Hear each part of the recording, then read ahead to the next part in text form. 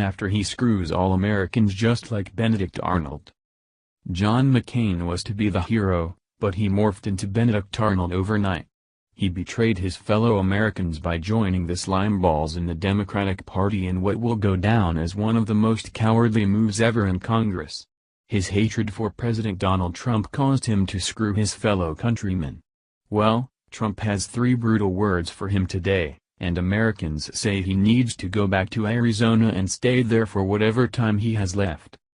John McCain has become the Benedict Arnold of our time.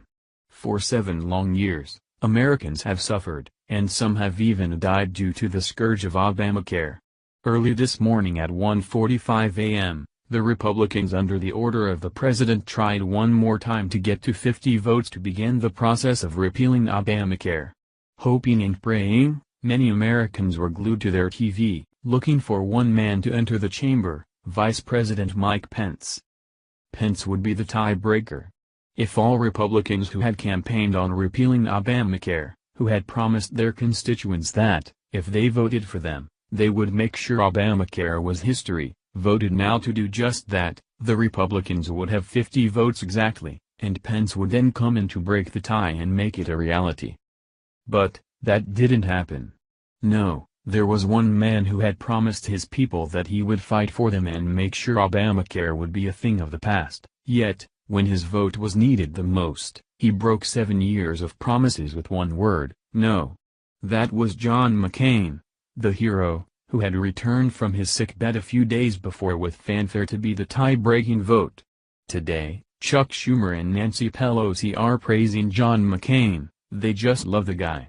Below, you see McCain as he walks up and, oozing with arrogance, breaks his campaign promises to the good people in Arizona and stabs every American in the back. McCain comes to the front, loudly says no, then walks off. There is more to say about how screwed middle-class Americans are because of his vote. As the conservative treehouse explains, the vote cast by Senator John McCain carries much more than just more inflicted pain upon the middle class and health care insurance costs. It now, once again, clouds any hope for tax relief upon the forgotten American workers. It is a sad reality that there are few voices beyond President Trump looking out for the forgotten American middle class. Tax relief is tied into getting rid of Obamacare. If Obamacare is gone, it frees up millions of dollars that will go back to the American people in the form of lower taxes. But, what does John McCain care about lowering our taxes or people stuck with high premiums under Obamacare? Nothing. In fact, McCain would be dead if he had to rely on Obamacare. That's right. McCain and all of Congress have stellar health plans.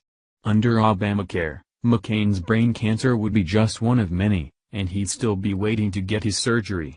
By then, that tumor would have metastasized, and he'd be dead before the 6 weeks were up, waiting for his operation. It's wonderful how Obamacare, like all socialized medicine, seems to weed out the McCains. He's 80, he has a really bad form of brain cancer, why waste dollars on his care? He's lived his life, time for him to die. It's cost-effective. Sound cruel? That's how Obamacare and all socialized medicine works. President Trump was livid, according to insiders, when he got the telephone call around 2 a.m. this morning.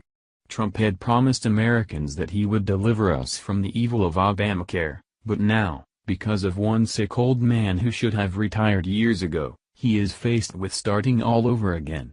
The 2 other Republicans, Susan Collins of Maine and Lisa Murkowski of Alaska, were always going to vote no. So, unfortunately, McCain was the only hope for we the people, and he let us down big league. Let Obamacare implode. Those 3 words from our president are brutal. But, Trump has tried, he's done everything he can. When Obamacare implodes, a good number of Americans will suffer, and only then will their blame be on McCain and those snakes in the Democratic Party. Only then will they have to act, even if it's too late for so many who suffer today. Thank you for watching.